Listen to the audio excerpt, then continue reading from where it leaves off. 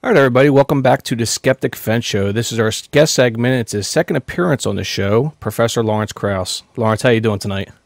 It's a beautiful day here. We're in Portland, where I happen to be at the moment. Awesome. Guys, Lawrence M. Krauss is an American theoretical physicist and cosmologist who is foundation professor of the School of Earth and Science Exploration at Arizona State University and director of its Origins Project. Again, welcome, Lawrence. It's an honor to have you on the show once again. Appreciate it.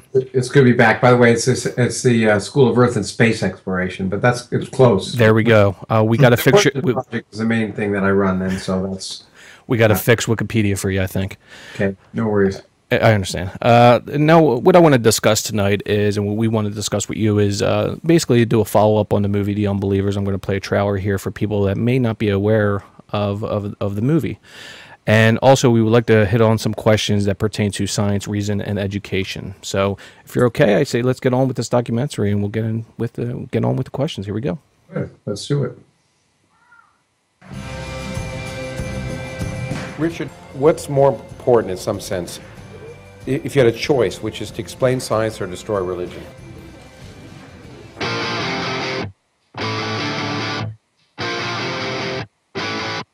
I think what these two men are doing out there, promoting a scientific worldview, is something of great value. There's no one whose views are not subject to question.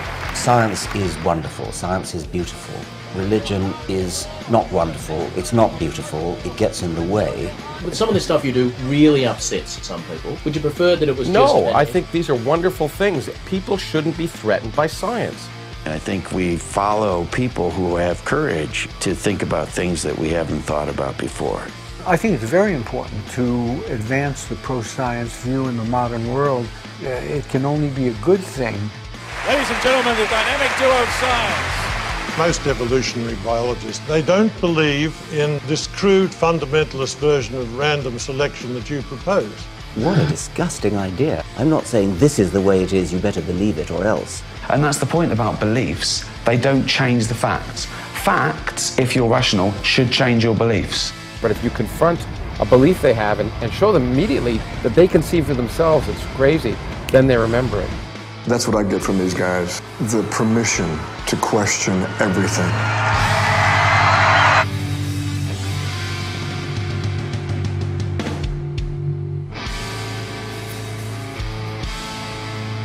But I have a rule, if there's less than 5 people, we just go for coffee. Awesome.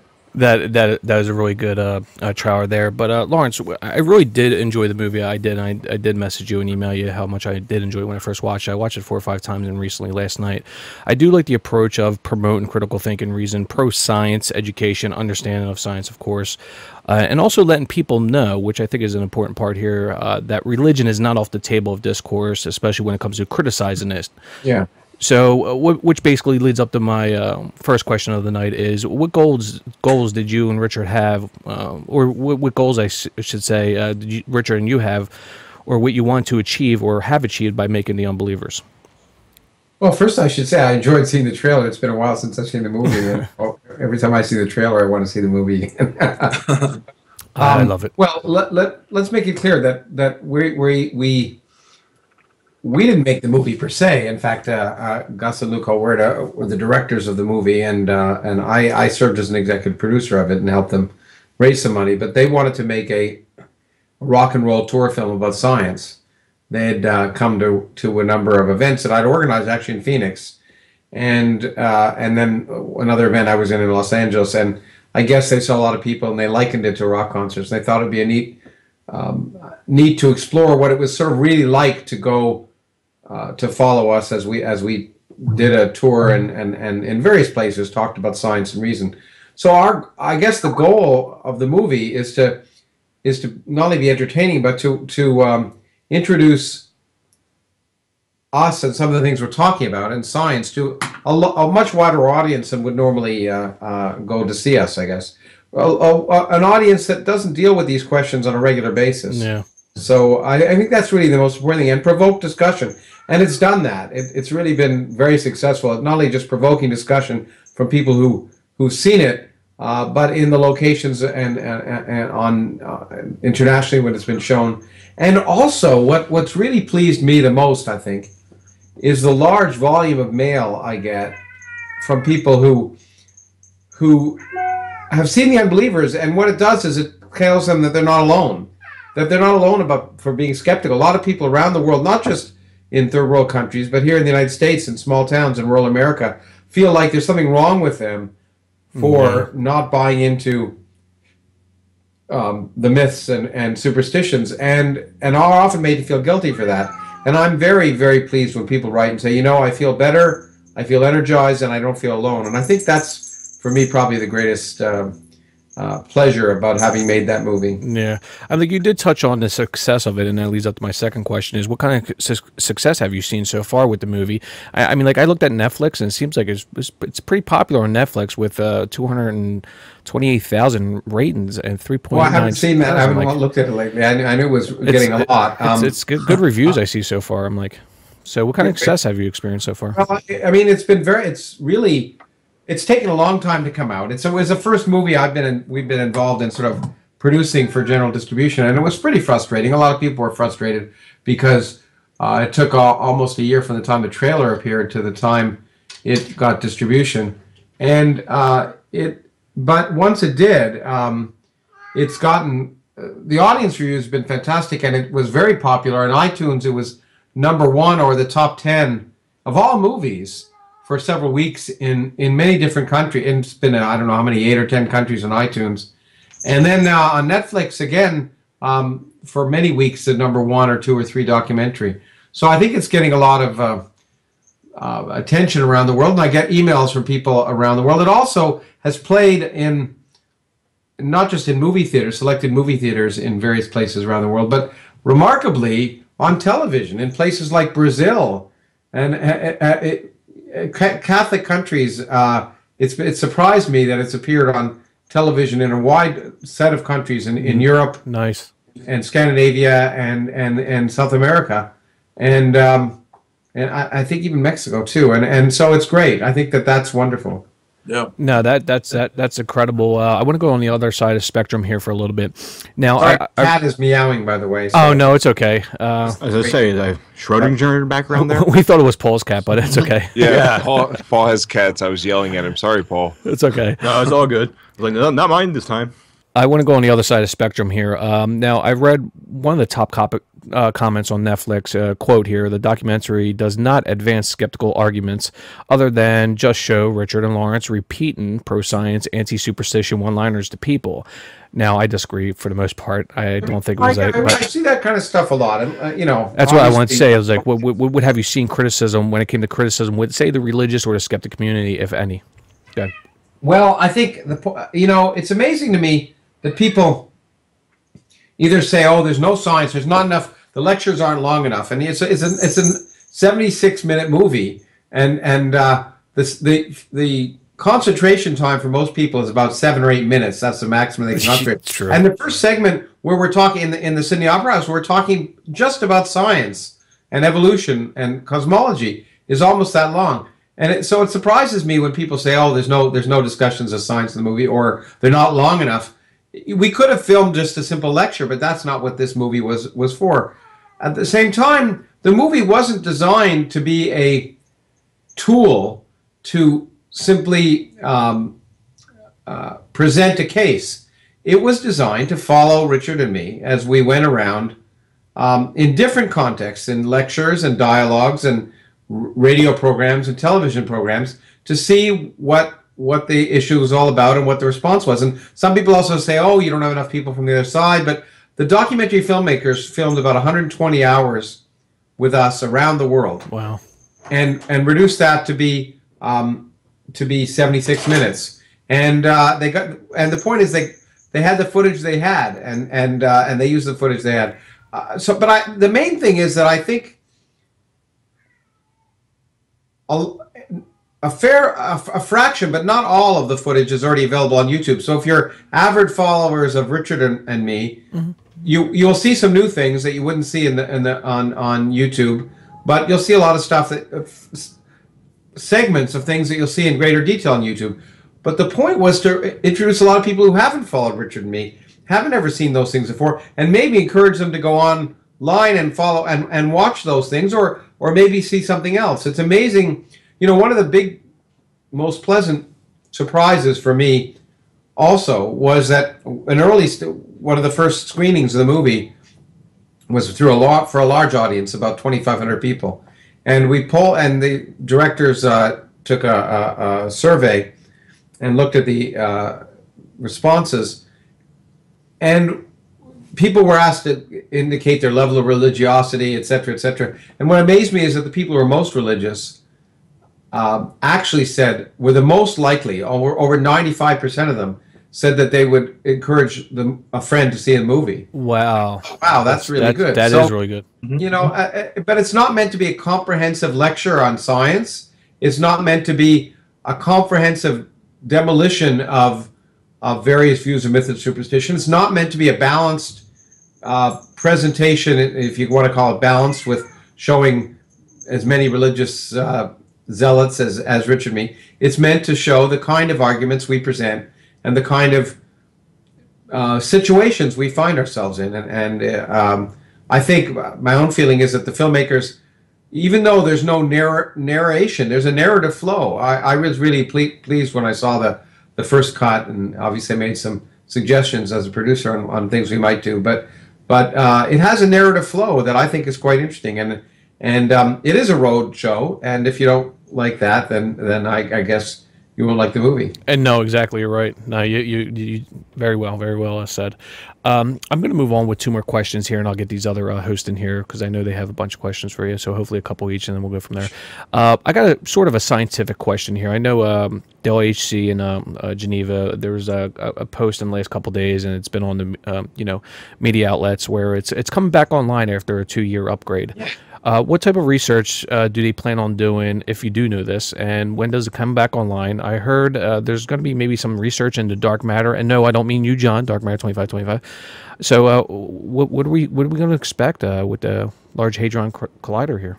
Well, I mean, it was, the first run was done at well below its design luminosity and energy, so just to get it running. And I think many of us were quite surprised that it discovered the Higgs particle. When it did, in fact, we thought that would be one of the harder things to find. I know you were surprised with it. What was that? You were pretty surprised when they found that. Oh, yeah. First of all, I didn't think the Higgs existed, but I was also very surprised that they actually were able to detect it with the luminosity and energy they had. Correct, yeah. They've now doubled the energy, and the luminosity is much higher. It's closer to the design specifications.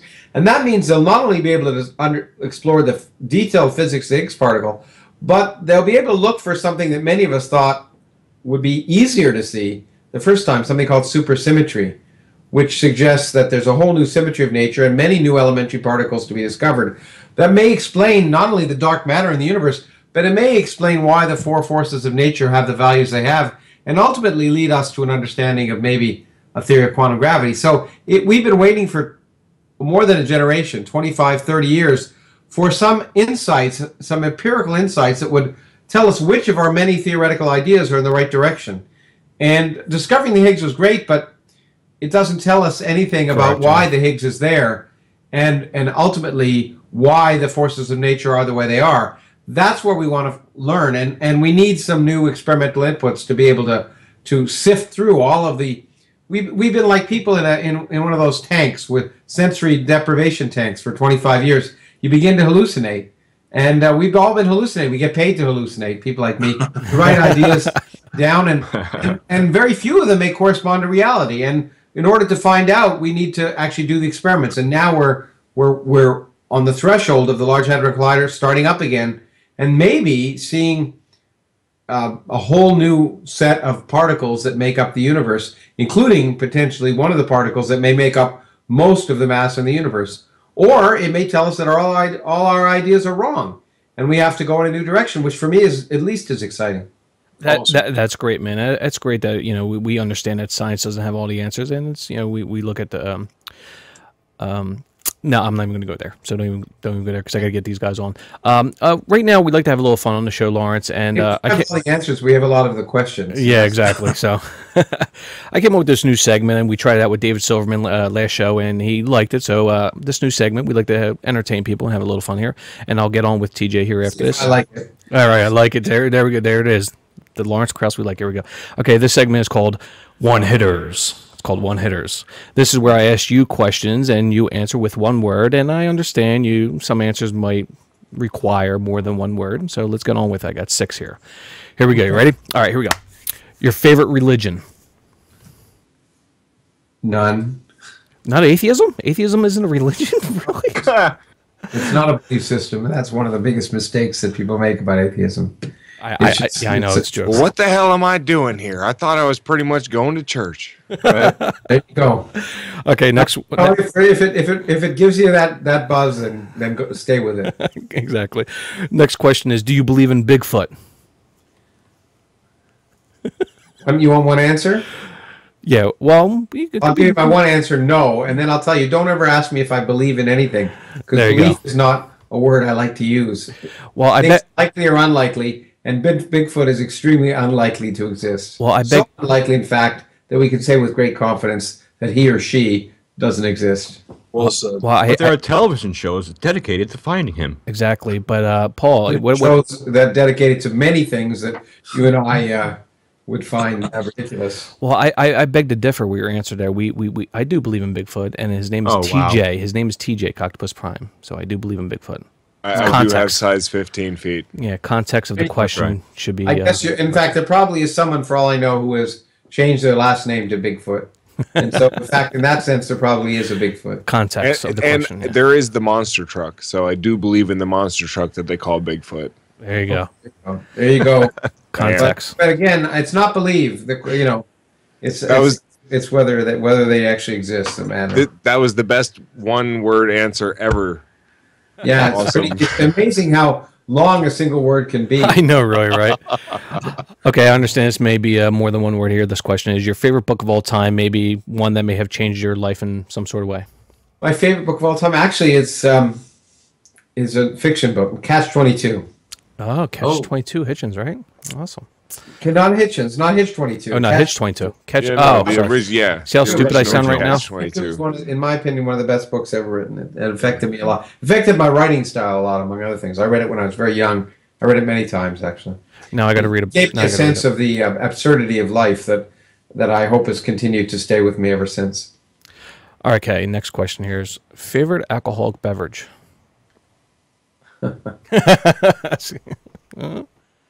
Scotch. There we go, Scotch. Your favorite color, Chuck Taylor. Ooh. I try not to have favorites in that regard. I think my shiny gold ones. Oh, there we go. We have to see them. I've never seen them, so maybe you have to pimp them sometime. Yeah, Krauss be pimping. Right? Wear them with that. One of my Chucks got sold by Doctors Without Borders, I guess. Right? Yeah, I think it was the first time you were there. Yeah, I remember that. You make it sound like it was without your permission. Yeah. No, it was an old pair, too. I just don't... Anyway, I won't go into it. Okay. There we go. Awesome. Okay. We're going to use this clip for a thug life on the goddamn podcast. I know, right. The last question I have is, which might be a stupid question, but are you more of a hunter or gatherer? You're right. It's a stupid question. Yeah, I know it is. You can plead the fifth. That's fine. You don't have to answer. Hunter. He's a hunter. Some days I hunt. Some days I gather. What can I say? It depends on the day. There you go. Okay, we'll end this segment here, and then I'll hand a hunter. Okay, there we go. Okay, so I'm gonna hand you over to TJ here, Bigfoot, and TJ, have at it. All right, Lawrence. It's great to have you here. I'm known on the show for asking the really hard-hitting questions, so I hope you're prepared. Hope you brought all your notes. I have to have a glass of water while I... All right, yeah. All right.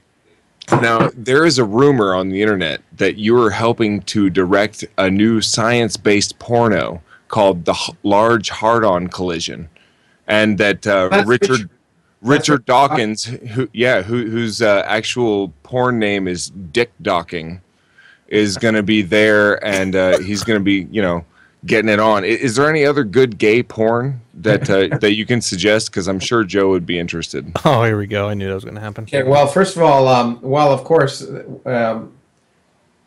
there is no such movie. The interesting thing, you probably have heard Richard talk about this, but I don't know whether you know this, but in one of Richard's books, and I forget which one, it might have been his memoir. No, it would have been before that. He talks about the Large Hadron Collider, but there's a typo, and it came out as Large Hadron Collider. So. Oh no, I did not know that. I did not know that. Wow, that was a good one, TJ. That's hilarious. I didn't know All what right. you were asking. You see, there, you thought it was just facetious drivel, but it turned out to be relevant. Yeah, exactly. You're right. Wow. You have no idea how hard it is to come up with that facetious drivel. Yeah, I know. I can imagine. I can imagine.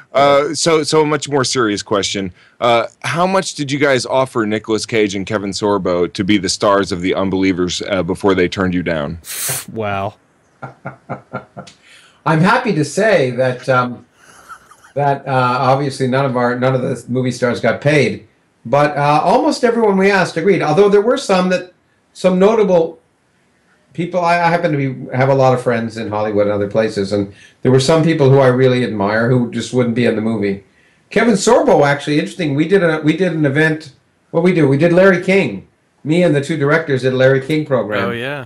With the people who made God Is Not Dead or whatever the movie is with Kevin Sorbo and boy, it was an amusing interview because they had to cut out 10 minutes because the poor producer was like a deer in the headlights when we hit him with things. He was a nice guy, but then if you wanna, any of you are rather litigious, they're making a new movie, and I forget the same producers who produced God Is Not Dead, and we gave them a copy of The Unbelievers, by the way, when we were on the program on the Larry King show.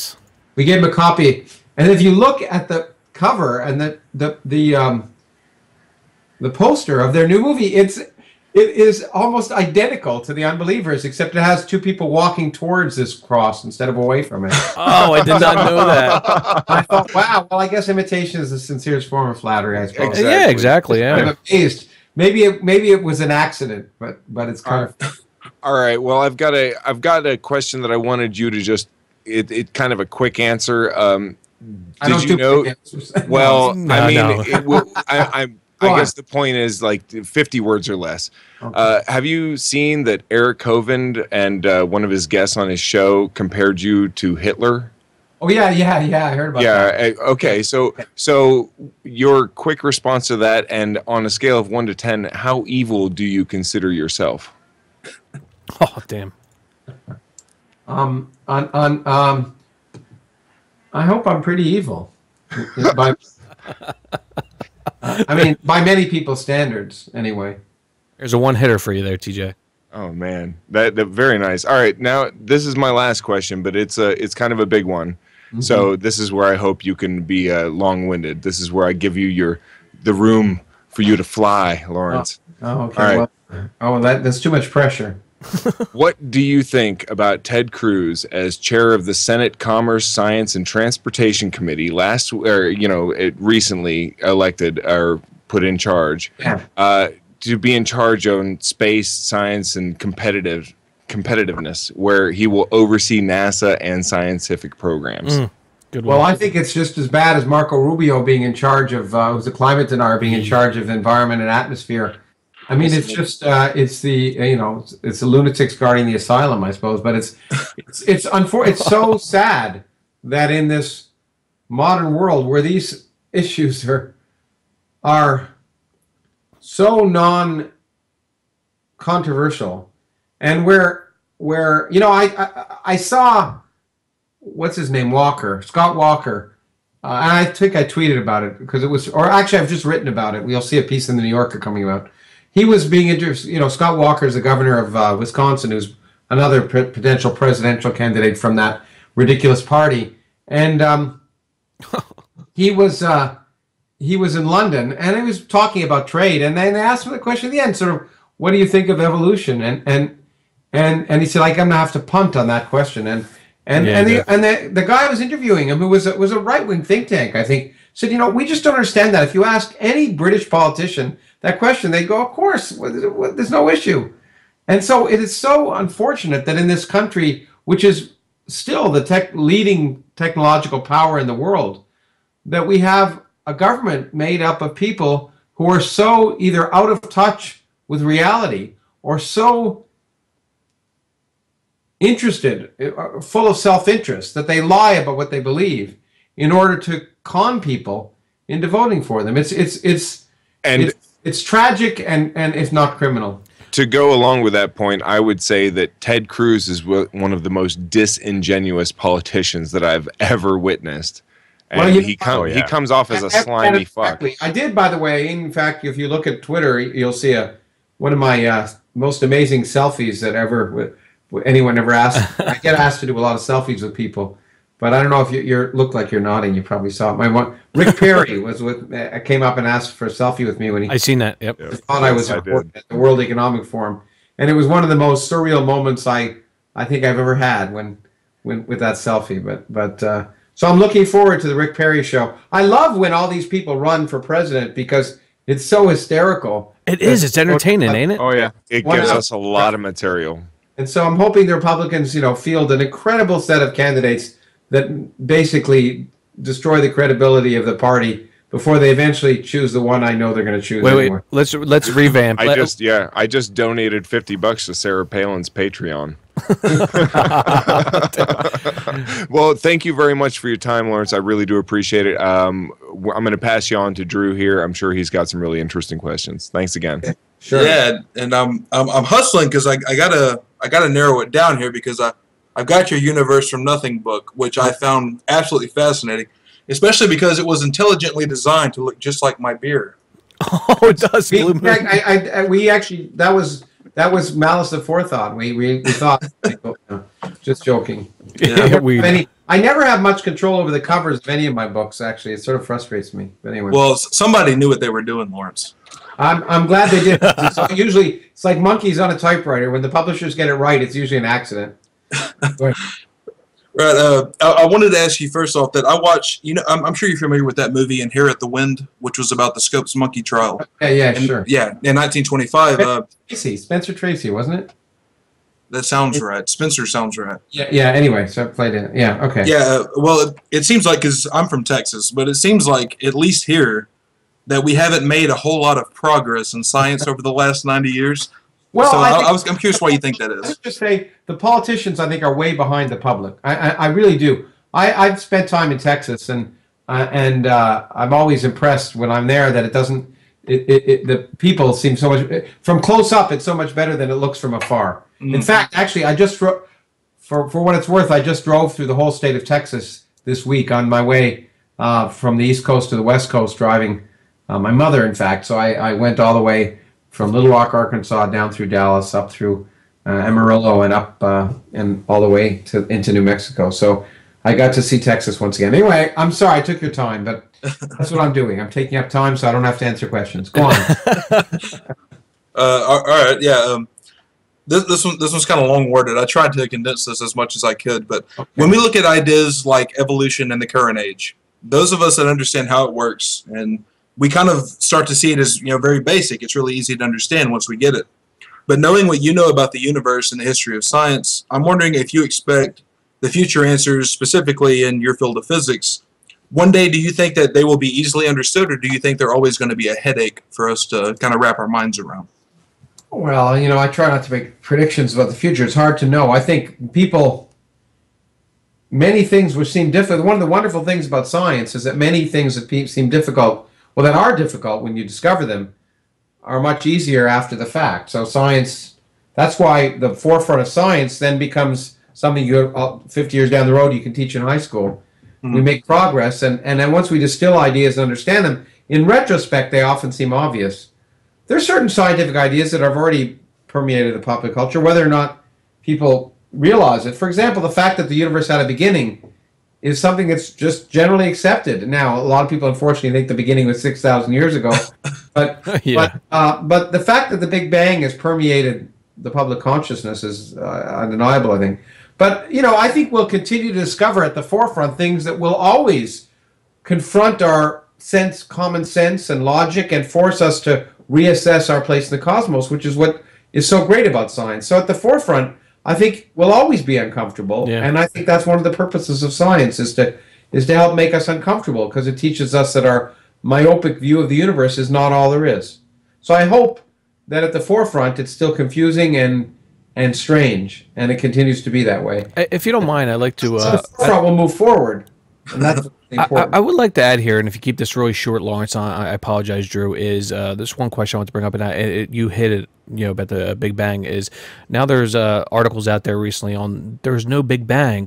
Yeah, I wrote about that. I don't quantum equations predict, but I think I think the article in question is bogus. It's not. I'm highly skeptical of the article in question. No, everybody is totally positive. Lawrence Krauss is totally directing the new gay porno, The Big Bang. It's gonna happen, guys. It never ends with you, does it? Anyway, I have a story about that, but I'm not going to go there. There we go. Go ahead, Drew. No, also, I guess we're kind of getting close on time. I want to go ahead and patch you off the ball. Big Bang Theory, though. Anyway, sorry, go on. Yeah, but thank you so much, Lawrence. I'm a big fan of your work. I have Adam coming on the way. I'm looking forward to reading it. Universe from Nothing was great. I'm going to go ahead and patch you on a poll here. Well, okay, you read Adam next, and then go backwards to Fear of Physics, and then if I weren't doing this right now, literally, I'd be working on my new book, which is what I was trying to do this afternoon. Oh, so we appreciate it's delayed by a day because of you all. Yeah, that's a good cause, though. Man, you rock, yeah. But I guess I can. Yeah, I think I've announced what the title is. Anyway, anyway, it doesn't matter. It'll be out in a year. There we go. Awesome.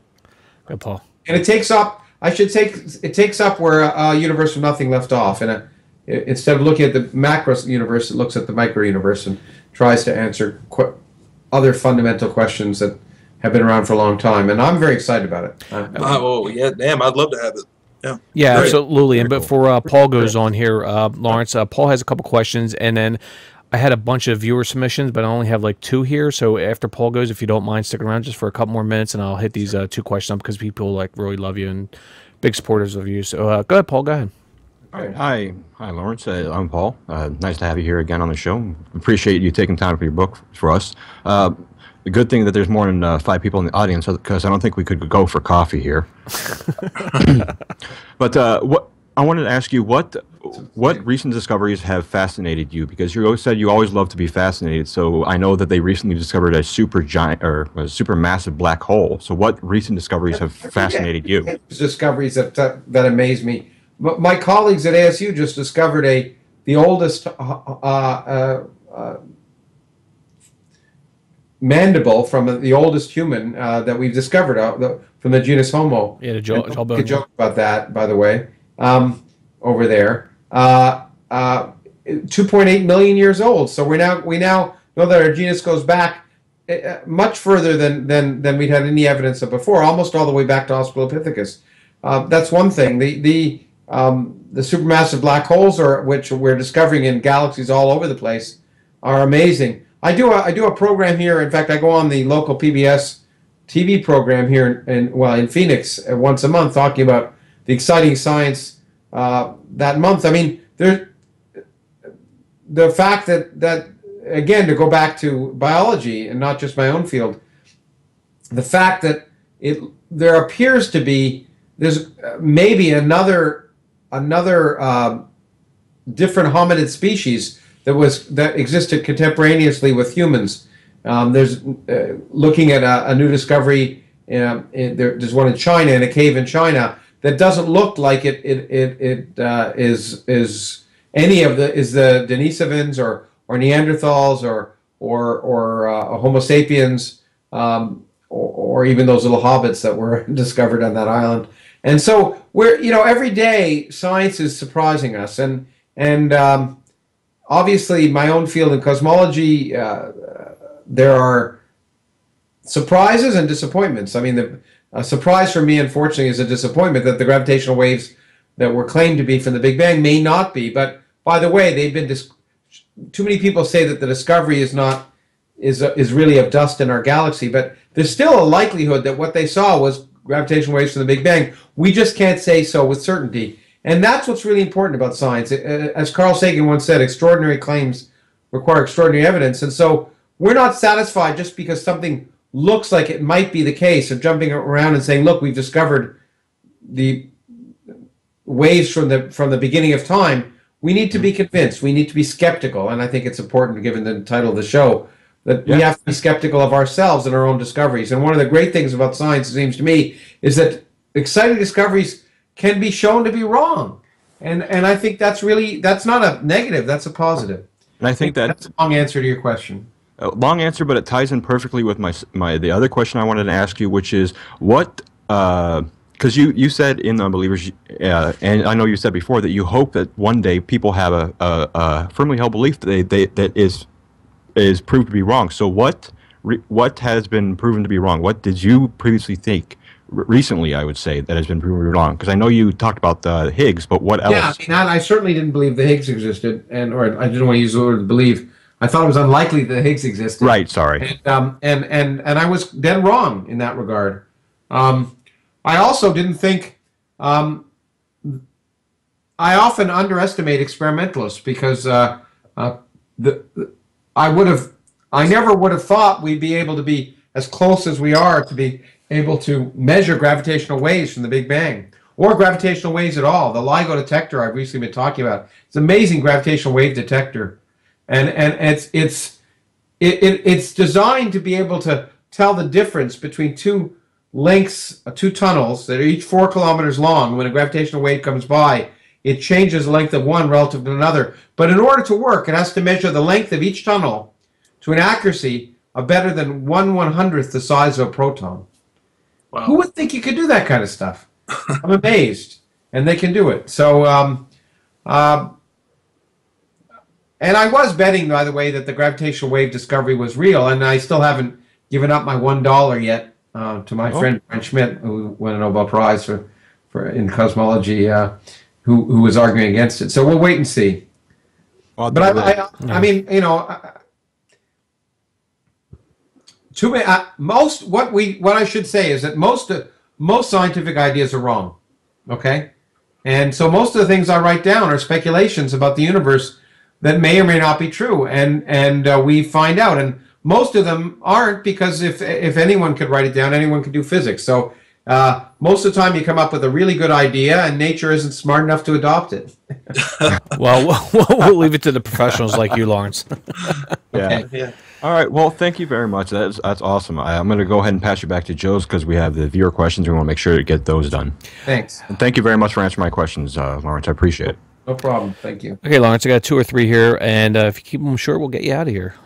Viewer submission here. Luca Di Bon asked, I've heard numerous reasons as why, too, Mars has lost its atmosphere, and I'm unsure which data is the most up-to-date. I was wondering how that will affect any future missions. Is the only option an enclosed biodome type design, as the planet will never be able to support the atmosphere, even if we could generate one? I suspect not. Although, I mean, Mars lost its atmosphere over a very long time. So I mean, and because it was smaller, and a lot of it could simply evaporate, actually, but that happens over a very, very long time, a period of hundreds of millions, not billions of years. So it is possible. There's a great deal of